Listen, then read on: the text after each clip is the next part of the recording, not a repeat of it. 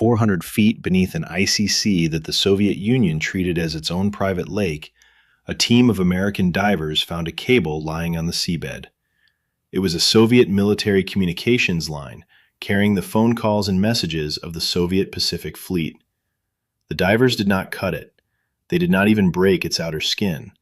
They wrapped a device around it, a listening machine the size of a small refrigerator, and left it there to record everything that passed through, while a nuclear submarine waited above them in waters where no American vessel was ever supposed to be. The operation was called Ivy Bells, and for most of a decade, it was one of the most productive and most dangerous secrets the United States possessed. A word about how we know any of this, because this story is different from some of the others in these files. Ivy Bells has never been opened up the way the Berlin Tunnel has, with a tidy internal history declassified and posted online. Much of it is still secret. What we can say rests on two solid foundations. The first is a federal courtroom, because the operation ended up at the center of an espionage trial, and the prosecution of the man who betrayed it put a surprising amount on the public record. The second is the careful, interview-based reporting of the journalists who first told this story to the world. So where the detail is firm, I will tell it plainly, and where it is reconstructed, I will say so. That honesty is the whole point of this channel. Start with the water, because the water is what made this nearly impossible. The Sea of Okhotsk sits in the far east of Russia, a cold pocket of the Pacific ringed almost entirely by Soviet territory. Kamchatka on one side, the mainland on the other, a chain of islands closing off the bottom. The Soviets considered it internal waters, their own sea, and they guarded it accordingly. They seeded the seabed with sound detectors to catch intruding submarines. For an American boat to go in there was to sail into a closed room full of microphones, with the only exit a long way behind you. If you were detected and trapped inside that sea, there was no good way out, and the incident could have touched off something far worse than embarrassment. So why go in at all? Because somewhere on the floor of that sea ran a cable that connected the major Soviet submarine base at Petropavlovsk, out on the Kamchatka Peninsula, to the fleet headquarters on the mainland. A cable like that would carry exactly the kind of traffic American intelligence hungered for: orders, readiness reports, the daily routine of a nuclear-armed fleet. The problem was finding a single cable on the bottom of an entire sea without being caught looking. The answer came from a naval intelligence officer named James Bradley, and it is one of those ideas that sounds too simple to be real. Bradley reasoned that the Soviets, like anyone who runs a cable underwater, would not want ships dropping anchor on top of it and tearing it up. And how do you stop that? You put up signs on the shore, the way Bradley remembered seeing as a boy along the Mississippi River. Signs warning boats not to anchor because there was a cable below. He gambled that the Soviet Navy would do the same thing, and that those signs would point like arrows straight at the very cable he wanted. It was a hunch built on a childhood memory, and it was correct. The boat sent to test it was the USS Halibut, a submarine that looked like an ordinary if aging vessel and was secretly something else entirely, a platform packed with special equipment for deep ocean work. The Halibut slipped into the Sea of Okhotsk in the autumn of 1971 and went hunting along the coast. And there, on the shore, were the signs, warning in Russian that a cable lay offshore and ships should not anchor. The Halibut followed the logic out into the water, and on the bottom, the search teams found the cable. Now came the part that reads like science fiction for the era. The Halibut carried divers and a chamber that let them lock out into the open ocean at depth, breathing a special mixture of gases that let them work hundreds of feet down. Those divers went out onto the seabed, found the cable at a depth of around 400 feet, and attached the tap. And here is the elegant heart of the whole scheme. The device did not cut into the cable or pierce its insulation, which would have caused a fault the Soviets could detect. Instead, it read the signals by induction, picking up the faint magnetic field that any current throws off, the way you can sometimes hear a hum near a power line. The cable itself was never harmed. It simply had a new listener wrapped around it, copying everything, while the line kept working perfectly and the Soviets noticed nothing. It is worth pausing on what those divers actually did, because it is easy to say and almost impossible to imagine. To work for any length of time at 400 feet, a diver cannot simply swim down and back. The pressure is crushing, and the body has to be saturated with breathing gas and then brought back to surface pressure slowly, over days, or it will be killed by the gas coming out of solution. So these men lived for stretches in a sealed chamber aboard the submarine, breathing an exotic mix that made their voices squeak, then locked out into black, near-freezing water to do delicate work on a cable by hand, with the lights of their own boat the only thing between them and a cold, anonymous death inside an enemy sea. The submarine that carried them, the Halibut, was no stranger to this kind of work. It was the same boat that, a few years earlier, had crept across the Pacific floor to find the wreck of a sunken Soviet missile submarine, the K-129, the very wreck that would later launch the CIA's outlandish effort to raise it. The Halibut was America's eyes on the deep ocean, and Ivy Bell's was the boldest thing those eyes ever did. The designers thought about discovery, too. The tap was built so that if the Soviets ever hauled the cable up for repair, the device would detach and drop away to the bottom of the sea, rather than ride up the cable and into Soviet hands. It was meant to fail invisibly. Keep that detail in mind, because it matters later. Then the recordings began, and the take was extraordinary. The American side had braced for the traffic to be encrypted, scrambled into code that would take enormous effort to break. Instead, they found that the Soviets, trusting completely in the secrecy of a cable lying on the floor of their own guarded sea, sent a great deal of it in the clear. Unencrypted, ordinary voices and messages, readable as they were. The confidence that made the cable secure was exactly the confidence that made it vulnerable.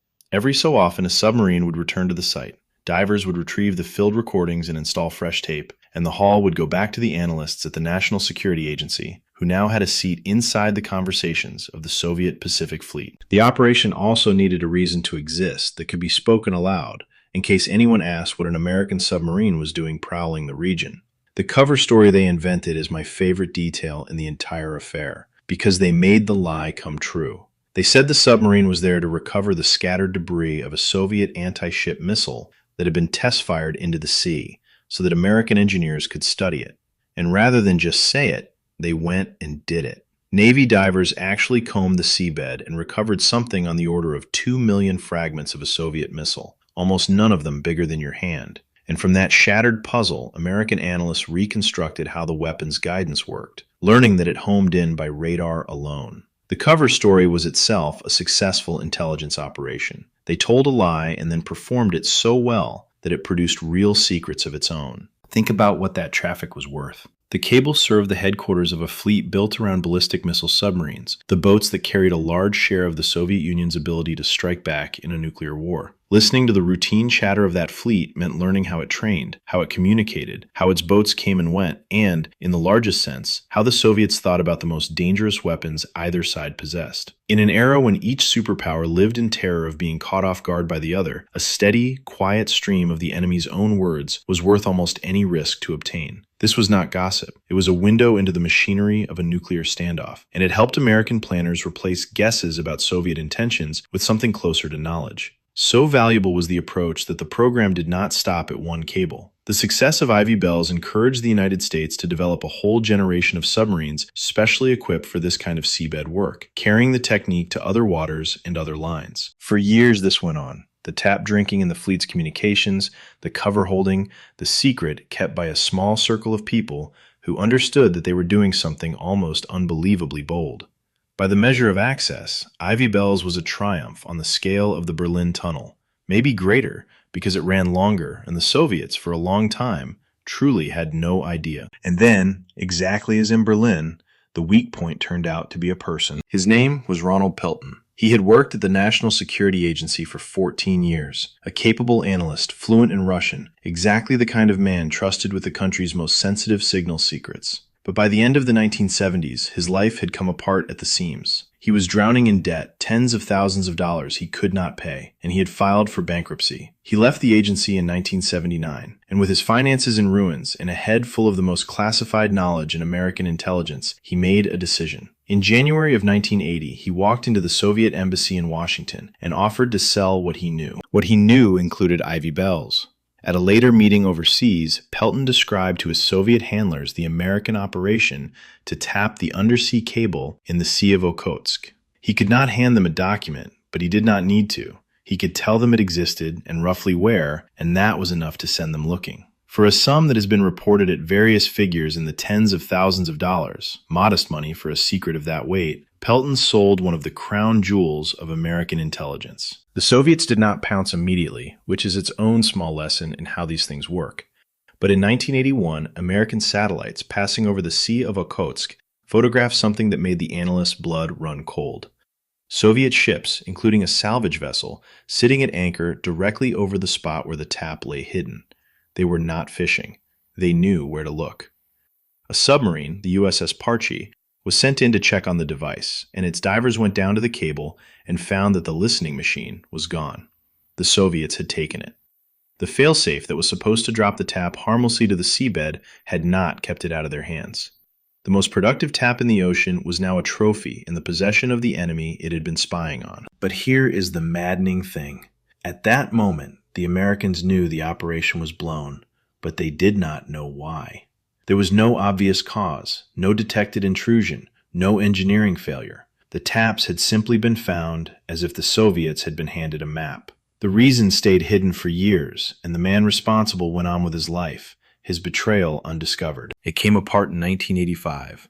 A senior KGB officer named Vitaly Yurchenko defected to the United States, and in the debriefings that followed, he pointed toward a former NSA employee who had sold secrets years earlier. The thread led to Pelton. He was arrested late that year, tried, and convicted on multiple counts of espionage, and sentenced to spend the rest of his life in prison, which he did, dying behind bars decades later. Only then did the full shape of it become clear. Ivy Bells had not been lost to bad luck or to clever Soviet detection. It had been sold by a broke man with a security clearance for the price of getting out of debt. So lay the two stories side by side, Berlin and Okhotsk, the tunnel and the tap, because they rhyme almost perfectly. In both, American and Allied intelligence pulled off a feat of engineering and nerve that should have been impossible. In both, they got real, valuable intelligence from inside an enemy who believed himself unheard. And in both, the operation was ultimately given away not by any failure of the machinery, but by a single human being who knew the secret and, for reasons of belief or money, handed it to the other side. The most advanced tap in the sea and the most audacious tunnel under a city were both defeated by the oldest vulnerability there is. There is a reason these stories keep ending the same way, and it is worth saying plainly. A secret is only ever as safe as the people who carry it. You can sink your operation 400 feet underwater. You can wrap it in cover stories that come true. You can engineer it so cleverly that the enemy's own cable betrays them without a scratch. None of it protects you from the analyst who stops believing, or the officer who needs the money. The hardest part of espionage is not the technology. It is the people, and people are the part you can never fully secure. Much about Ivy Bells is still classified, and probably will be for a long time. We know it largely because it surfaced in a courtroom, dragged into the light by the prosecution of the man who sold it. That is a strange way for a secret to become history, but it is an honest one, and the record that remains is enough to tell you what these few Americans did on the floor of a forbidden sea. Read what there is yourself in the links below. The next file is already on the table.